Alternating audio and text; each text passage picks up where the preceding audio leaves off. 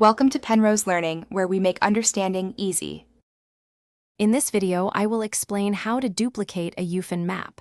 First, open your project in the Unreal editor for Fortnite. Next, locate the specific map you want to duplicate within the content browser. Finally, right-click on the map asset to reveal the context menu, which will give you further options.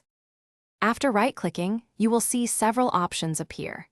Choose Duplicate from this menu. This action instantly creates a new map asset, which will initially have a generic name.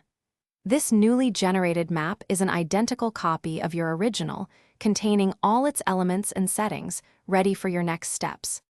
It is crucial to rename your duplicated map immediately to avoid any confusion with your original.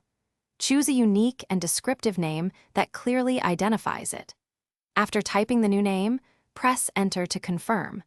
Remember to save this new map asset to ensure all your changes are permanently stored within your project files.